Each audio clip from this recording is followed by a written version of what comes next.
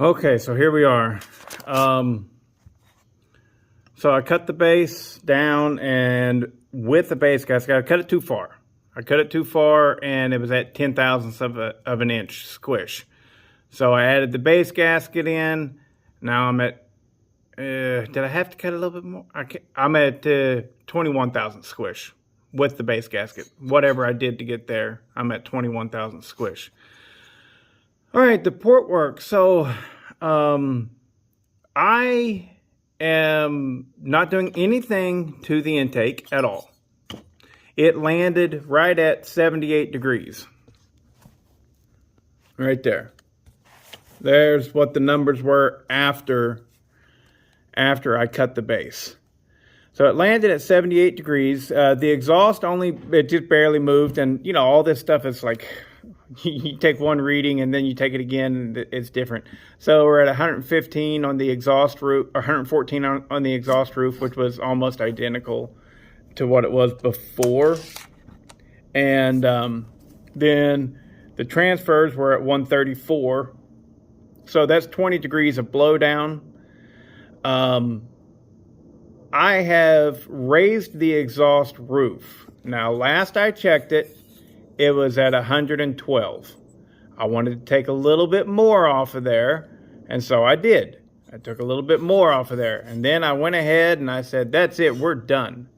And I beveled the edge really well. I ain't got my flashlight, and you probably can't see it. There you go. Got a pretty nice little bevel going on there. My guess is my exhaust roof is going to be about, I'm hoping 109, honestly. And but I'm going to go ahead and I'm going to slap this guy together. Actually, I'm going to Scotch-Brite this right here. Hopefully I can get a lot of that film off of there so that it doesn't need as much break-in time. And I didn't do anything to the transfers because, like, where's my... There we go. So the roof on that transfer, I mean, can you tell what's going on there? Let me try and slide something up in there. Look at that. See, I can't even get this screwdriver in there at all because that is such a ramp. It is a real serious ramp right there. And over here, not so much. You can see I go all the way to the end on that. Right there. But right here, it's such a ramp that literally my my little bit that I would normally get in there with and my angle grinder, I literally I cannot match that roof. I can't do it. So, and the amount that I would have to move it is going to be absolutely minuscule. So here I am remembering the last time that I tried to port one of these things. I spent a lot of time on those transfers. They were really hard to port. And ultimately, the port job did not make any difference. So this time, I am not going to overport this. I am just going to do what I do. I raise the roof just a little bit. I'm going to focus on compression, and that's about it. You're not going to get RPMs out of these saws anyways. You're just not going to get it. So I'm going to go ahead and I'm going to just run with it like this. And I'll let you know what those numbers are, the exhaust roof, once I put it back on there. But first I'm going to Scotch-Brite that up so that hopefully it'll break in quicker. Okay, so there we go. It is ported up. Now this is the saw. I've decided, I've made a decision. This is a saw that's going to my friend. Because his wife paid for it, he needs to get the new saw. Okay? So this is it. This is his. The Christmas giveaway saw, right here, The fact that it was missing these two bolts and the crankshaft had been hit with a hammer. What this does is this tells me that the person who brought this saw back to Home Depot, it seems very clear to me now. It seems very clear that what they did was they purchased a brand new Echo 590, raped it of all of its parts, right? And put them in their old saw and put the old parts in here. So that's why it's an incomplete. There were screws missing. That has a fried piston and cylinder. So this one right here is too questionable to give away. I will not be giving this one away as a Christmas gift. What I will be giving away as a Christmas gift is my own personal Echo 590, because I know that that thing is solid. I know it's solid. So what I'm going to do, I have now ported this one, and I'll keep this, and I will turn this into, you know, oh, by the way, my personal 590, I will keep the 620 coil, and I will keep the 620 carburetor. I will revert that back. So this one, with the porting that I have done to it, if it is stronger than the my personal direwolf, at least by a significant amount, well, then I'll go ahead and port my direwolf as well before I give it away. If it's not, then I'm not going to worry about porting it, because these 590s, they might be a lost cause whenever it comes to porting. So what I ended up with was 110 on the exhaust roof opening. It was 113.7 in stock configuration. I got the squish down to 20 thousandths, 21 thousandths, and that changed it to about 114 degrees on the exhaust opening. And then I raised it up to 110. So I made some conservative yet real changes. It's very conservative. Last time I did this, I went all the way down to, I believe it was 103 on the intake, and that was too low. I lost all of my compression. The combustion chambers on these things, now doing this for the second time, I can see the combustion chambers on these they're huge. They're huge. And so what little bit of compression I was able to gain by milling or cutting the base, I lost it because I took the exhaust roof so high. So I'm not doing that again. I'm wanting to make sure that I get a good combination of added compression and then a raised exhaust roof just a little bit, so that it will rev a little bit quicker, as well as rev out more fully. If in this video, I believe I already explained the transfers. I'm not going to touch them because I don't think, even if I raised them, I'm going to change the shape so much and the raising would be so minute. I don't think it's going to be worth it. But we're going to see with this one. We're going to see how big of a difference it makes, if any difference at all. And then we'll go push forward from there. So yeah, the direwolf, my own personal direwolf, is what I'll give away.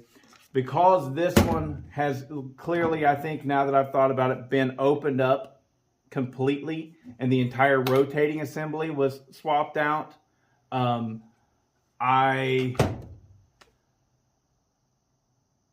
at least I think that's what happened. I don't know. I saw all kinds, there's loose bolts all over the place. Things have happened with this, and it's too much of a guess. So whenever I actually put it back together, I will open it up and put a new base gasket in there and everything. So, because it's questionable, and I'm not going to send something out for this. Now, I'm not going to send something out that is not a known commodity for this big Christmas giveaway. I want it to be nice. So anyways, that's where we're at. 110 on the exhaust roof, 78 on the intake. We left the transfers as they are, so they should be at about 24 degrees of blowdown.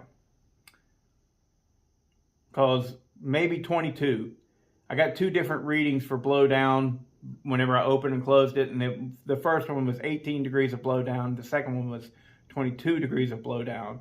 And the way those transfers are shaped, they're really hard to cut on. And anyways, we'll see how it does.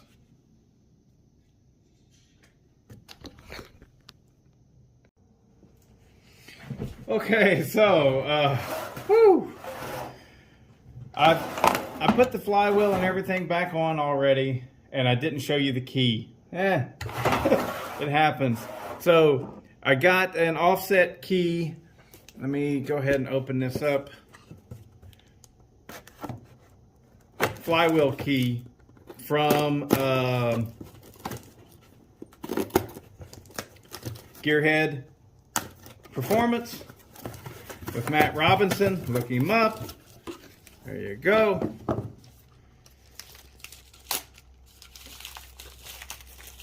Now he makes an offset key for the 590. Now this offset key supposedly puts it right where the key for the 620, where the not the key. Can you see it? It puts it where the ignition coil sits on the 620. It advances it, I want to say 6 degrees. I'm not sure, but I already put the one in here. I already installed it. And so what we're going to do right here is we're going to get this jet. This is the high jet, but it is without the extra port. So we're modifying the carburetor right here. The extra port that acts like a governor, right? I can't talk today.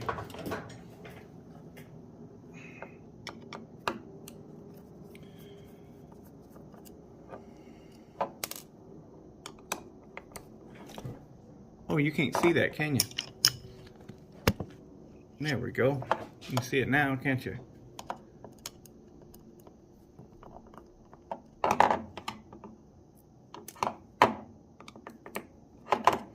So these 590 carburetors, and maybe the 620 as well, they have a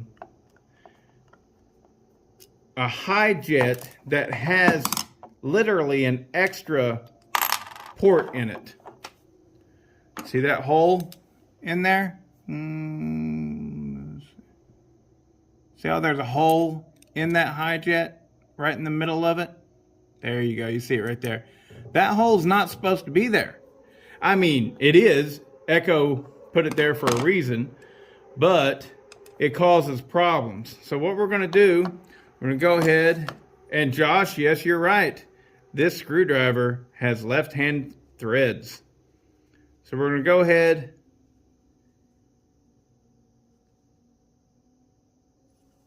and pop this limiter out. Now with this Echo, it's easier to adjust these if you have these plastic bits in. So what I'll do is I'll grind those little nubs off. Grind them right off. And then I'll put these back on. But for now, let's go ahead and get these out. This is an Echo tool right here that I am using that is designed specifically to remove these. What it is you have left-handed threads so that you go in there and screw it in there and pull it out just like I did. Isn't that great? So now what I'm going to do is I'm going to remove the high jet. This right here might not be necessary. Maybe. See, this is why I want to put those limiters back in, but without the nubs, because it is actually quite difficult to turn these with just a regular screwdriver. It's a lot easier to get a screwdriver in those limiters than it is right here. So high jet is removed. Now, in order to get this out, Matt, he does a video of his own showcasing this. Take a punch. I can tell you right now, my punch is not strong enough. Yeah, that ain't working. He's got a better punch than I do. This is just it's like a scratcher. It's just center punch type of thing. So I am going to grab an actual knockout punch and hammer and drive that out of there. Okay, I'm back. So because I have to do this with an actual knockout punch, we need to take the top off of this as well. Or this side, I don't know if it's top or not, but this has to come off. Because we will need to be able to sit it flat. That right there is where we're going to have to do it. Right like that. So,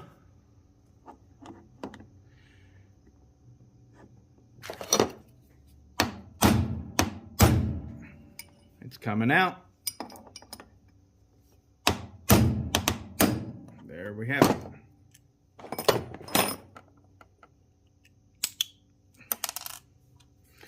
And that's the old jet.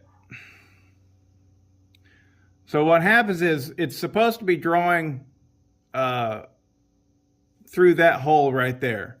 But at a certain RPM, it also pulls through this hole, which floods it out and makes it run fat on the top end.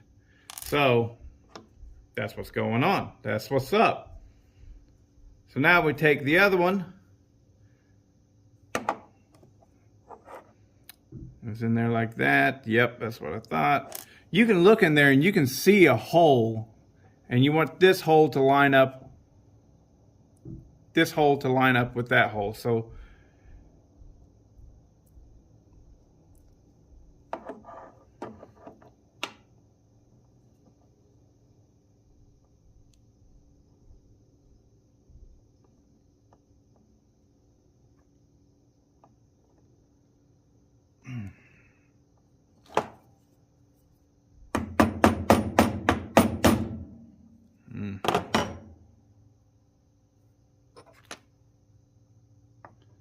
I gotta say, I'm not liking this method.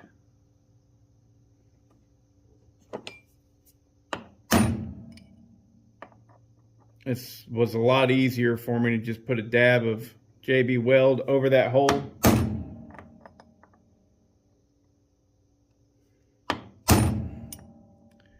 And call it good.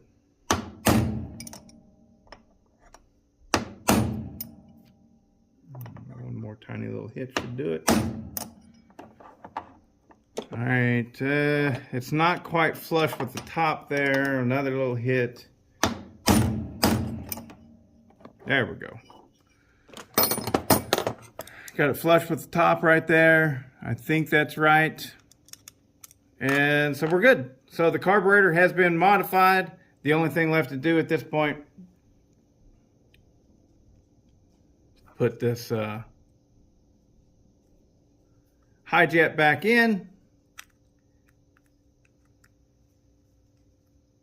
and I'm not going to turn that anymore because I'm going to grind the nubs off of both of these, and then we'll use those. Okay, I'm back again. We'll just shove those right back.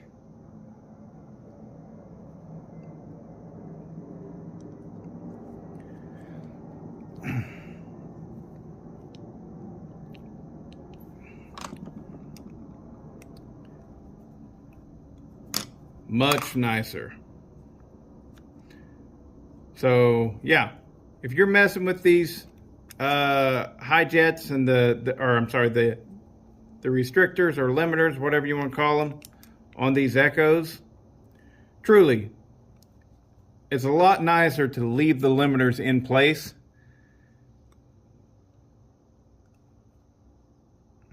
That's one turn. You just got to grind those nubs off of them.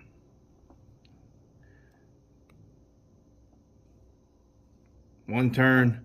And that's where I start. That's my start setting on all new stalls whenever I'm messing with the jetting. So let's go ahead and put all this stuff back together.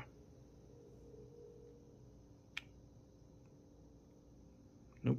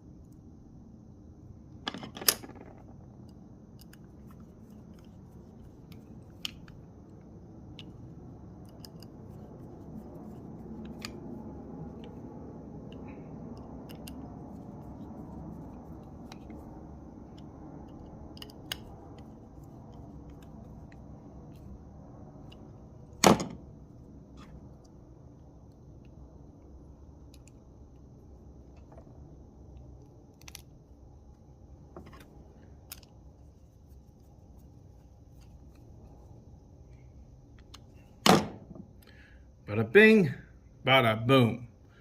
Get this back together. Okay.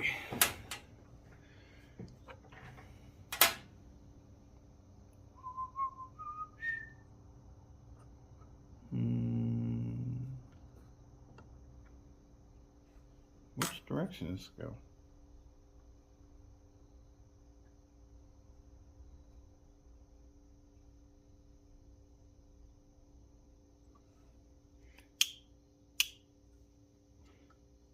All right, there's a little tip for you. If you're not sure which direction it goes, the choke always goes away from the cylinder. Okay, so I find the choke. That's definitely the choke right there. So it's going to go in this direction. Now I got to decide if it's going to go like this or like this, but I know it's going to go like this. There's your impulse line,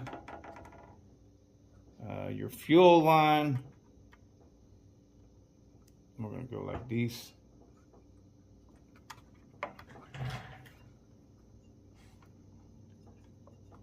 Guess it would have been easy if I just looked over here and saw where the adjustment is. Oh, we can't do that yet. Any of this. We got to hook up the throttle. Now we can hook these up. Fuel line from the tank, impulse line from the crankcase. And, oh, we need this. Dang it. Would have been nice if I'd already put that in there. Son of a... oh well. This little ring is to keep this from collapsing in on itself. Not that there's really any chance that that's going to happen at all, but at least I don't think there is. Prove me wrong, somebody will. I know. I'm fine with that. Okay, so that's that. Now, choke. I'm gonna get the choke set up.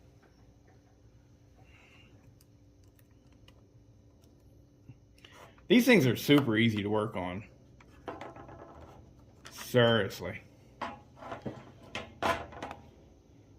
right.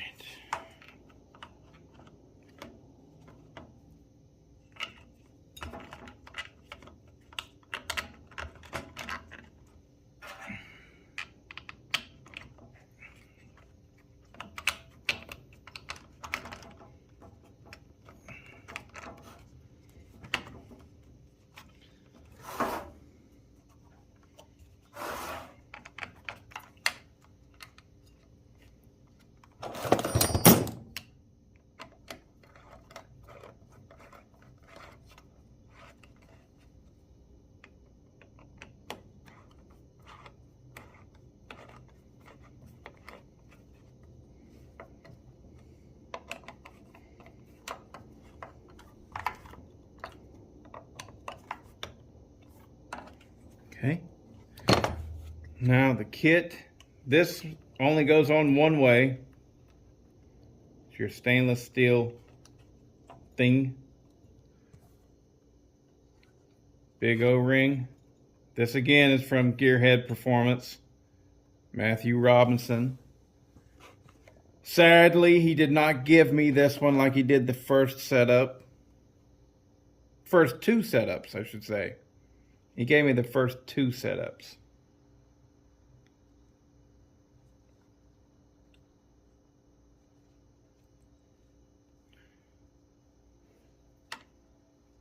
But I think that these are a good enough product. I bought them. Actually, I think I got, do I have it right? Dang it. Is it the big one that goes on first? Or the little one? Don't know. I think maybe it's the little one.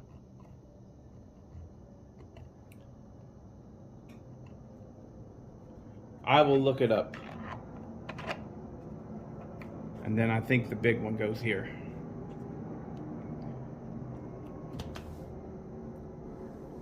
I think that does it. All right. What's next? The top cover. No. Actually, we should leave this off. Because I still have to install, we'll leave those like that. I still need to make a exhaust for this. So I can't put the top cover on yet. I gotta make the exhaust. But we're getting there. We're getting there. I'll go ahead and put that O-ring right there. Now I'm gonna make an exhaust for it and see how that does. All right, later.